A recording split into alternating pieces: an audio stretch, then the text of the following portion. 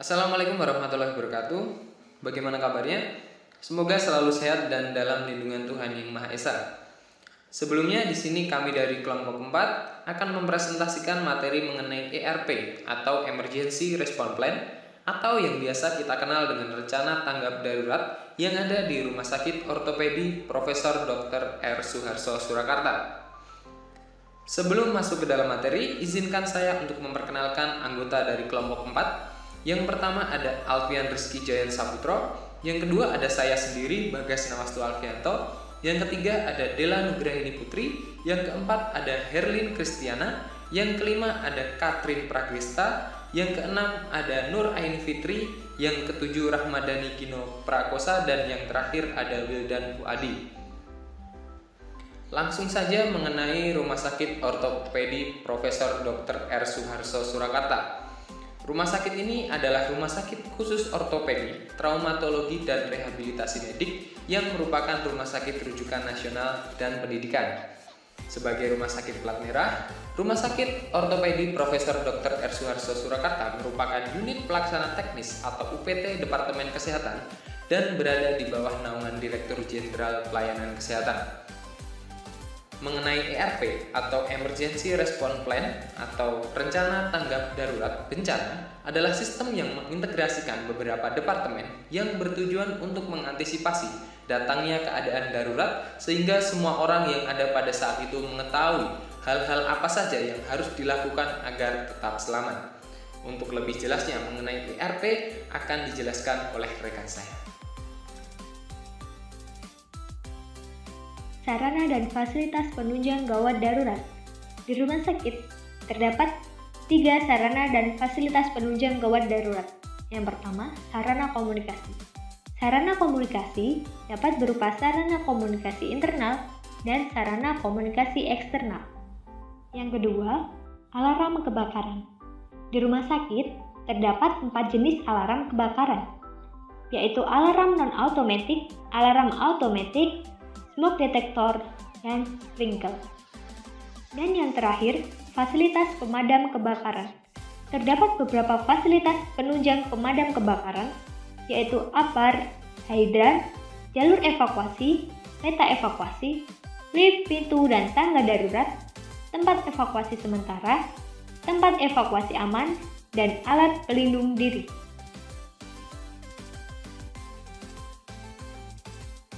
Selanjutnya kita akan bahas submateri, tim respon gawat darurat, pelatihan, serta sarana dan fasilitas penunjang keadaan darurat di Rumah Sakit Ortopedi Profesor Dr. R. Suharto Surakarta. Tim respon gawat darurat. Pembentukan tim respon gawat darurat di Rumah Sakit Ortopedi Profesor Dr. R. Suharto Surakarta memiliki tujuan, yaitu menjaga keamanan, mencegah kebakaran, persiapan menghadapi bencana, serta untuk menjamin dan menjaga keselamatan hidup pasien, karyawan, dan pengunjung di rumah sakit. Tim respon gawat darurat dibentuk dengan nama Tim Keselamatan Kerja, Kebakaran, dan Kewaspadaan Bencana K3. Selain pembentukan tim K3RS, juga dibentuk struktur organisasi dalam penanggulangan bencana apabila bencana tersebut punya dampak besar terhadap keseluruhan rumah sakit, yang pembentukannya melibatkan peran dari keseluruhan instalasi di rumah sakit. Berikut merupakan struktur organisasi yang telah dibentuk. Pelatihan. Ada beberapa pelatihan dan simulasi yang dilakukan di Rumah Sakit Ortopedi Profesor Dr. R. Suharto Surakarta. Yang pertama, ada pelatihan dan simulasi tim BSB atau tim Brigade Siaga Bencana yang dilakukan di luar rumah sakit, dihadiri oleh petugas-petugas yang bersangkutan. Yang kedua, ada pelatihan penanggulangan bencana di rumah sakit yang hanya dilakukan melalui pertemuan di ruangan atau tabletop exercise, dihadiri oleh perwakilan dari tiap-tiap satuan kerja atau petugas yang bersangkutan.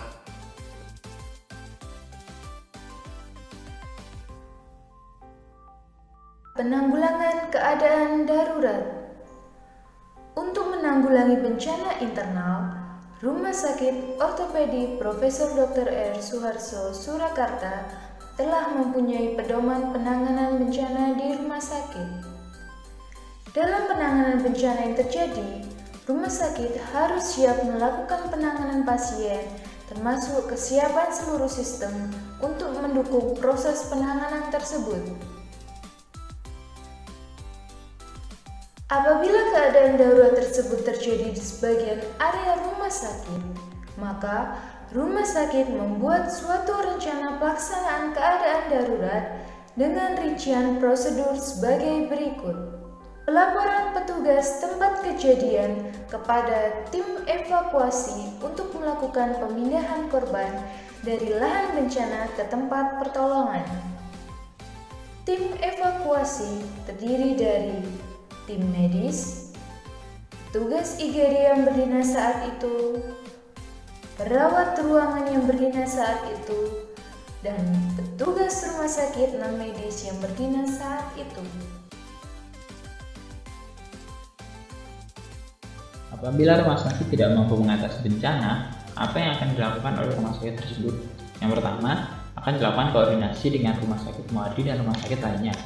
Hal ini bertujuan untuk meminta bantuan dikarenakan rumah sakit tersebut tidak mampu mengatasi bencana itu. Yang kedua adalah mengalihkan pasien ke tempat alternatif. Ini dilakukan apabila rumah sakit tersebut mengalami bencana yang memiliki dampak besar seperti gempa bumi yang menimbulkan tidak bisa dipakainya gedung tersebut. Yang ketiga adalah pengadaan pos penanganan bencana. Pos penanganan bencana yang dibentuk ini berjumlah 8. Yang pertama adalah pos komando yang terletak di ruang kepala IGD. Nah, di pos komando ini berfungsi untuk sebagai pusat koordinasi dan komunikasi baik eksternal maupun internal. Yang kedua adalah wadah yang melibatkan semua unsur pimpinan dalam mengambil keputusan dan mengendalikan bencana. Kemudian yang kedua adalah pos pengolahan data yang terletak di ruang PPDS atau di IGD lantai 2. Ini berfungsi untuk menerima dan mengolah data yang terkait dengan bencana. Yang ketiga adalah pos informasi, terletak di ruang humas atau informasi. Di sini berfungsi untuk menyimpan data-data korban, data-data kebutuhan relawan, perencanaan kebutuhan obat, alat medis dan non-medis, barang habis pakai, perbaikan gedung, dan data donatur. Nah, informasi yang didapatkan ini berasal dari pos pengolahan data. Yang ketiga adalah pos logistik dan donasi, terletak di ruang counter informasi gedung poliklinik lantai 1. Berfungsi untuk menerima dan mendistribusikan semua bantuan logistik dan uang dari pihak luar dalam menunjang operasional penanganan bencana. Yang kedua adalah tempat penyimpanan sementara barang sumbangan. Selanjutnya adalah pos pemulasaran jenazah, terletak di ruang atau kamar jenazah IGD. Berfungsi untuk penampungan dan penyimpanan korban meninggal dan atau body part serta proses pengeluarannya. Kemudian tempat identifikasi jenazah dan tempat penyimpanan barang bukti. Selanjutnya adalah pos relawan, terletak di ruang di depan kiri pintu masuk poliklinik lantai 1. Berfungsi untuk tempat pendaftaran dan pengaturan tenaga relawan baik orang awam khusus maupun tenaga profesional. Yang kedua adalah sebagai tempat informasi relawan. Selanjutnya adalah pos restory and family link, terletak di ruang humas atau informasi. Berfungsi untuk informasi dan penelusuran korban oleh pihak ketiga dan tempat korespondensi dengan keluarga korban. Yang terakhir adalah pos istirahat petugas, terletak di ruang dokter jaga dan perawat supervisi. Pos ini berfungsi sebagai tempat istirahat makan bagi petugas atau karyawan rumah sakit. Dan yang kedua adalah tempat informasi jadwal petugas atau shift jaga. Persiapan untuk dibangunnya posko ini baik berupa tenda maupun pengalihan fungsi beberapa ruangan sebagai posko penanganan bencana itu sudah dilakukan. Diaktifkannya posko komando sebagai sentral aktivitas selama proses penanganan bencana dan proses komunikasi dengan instansi jejaring sosial untuk proses penanganan korban di Rumah Sakit Ortopedi Profesor Dr. R. Suharso Surakarta. Selanjutnya, saya akan menjelaskan tentang apa yang harus dilakukan petugas saat terjadi bencana internal. Yang pertama, alarm tanda bahaya menyala menjadi perhatian bagi petugas medis maupun non-medis untuk segera berkoordinasi melakukan tindakan darurat berdasarkan keadaan darurat yang ada. Yang kedua, melakukan tindakan penyelamatan oleh petugas kepada pasien maupun pengunjung untuk dievakuasi ke tempat yang lebih aman. Caranya, petugas mengarahkan pasien dan pengunjung untuk keluar melalui pintu keluar darurat atau jalur exit dan memastikan barisan rapi dan tertib hingga sampai ke titik assembly point atau titik kumpul. Yang ketiga, melakukan tindakan sesuai keadaan darurat yang ada oleh IRB Team. Misalnya, pada rumah sakit tersebut terjadi kebakaran, maka IRB Team bertugas memadamkan api saat api masih kecil dan dapat meminta bantuan damkar jika api terus membesar. Yang keempat, melakukan pengamanan pasien dan pengunjung.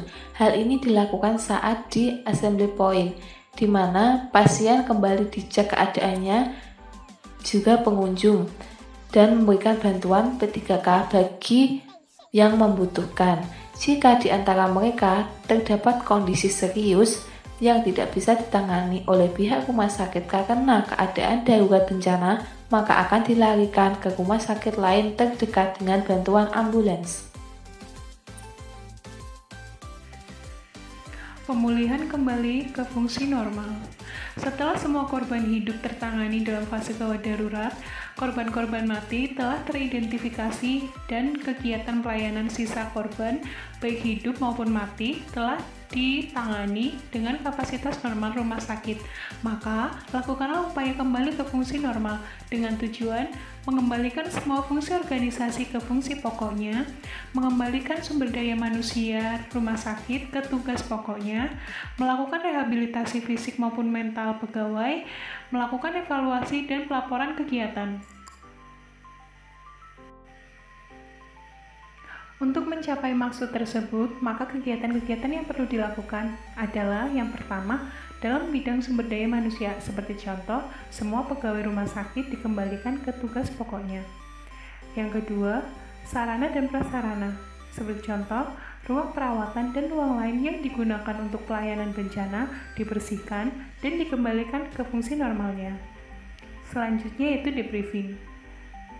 Hal yang dapat dilakukan yaitu pertemuan dengan seluruh komponen pelaksana, baik internal maupun eksternal, untuk menambah kegiatan yang telah dilakukan.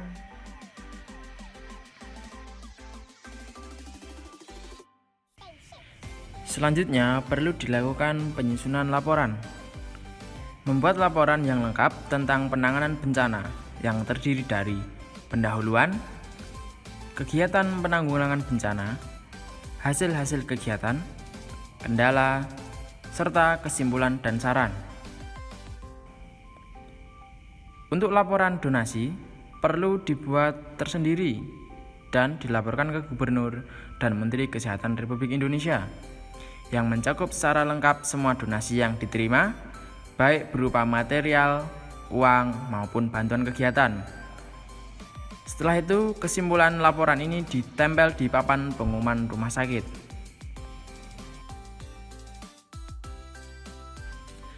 Demikian beberapa hal yang dapat kelompok kami sampaikan mengenai Emergency Response Plan di Rumah Sakit Ortopedi Dr. Suharso Surakarta. Sekian, wassalamualaikum warahmatullahi wabarakatuh. Salam tanggap darurat.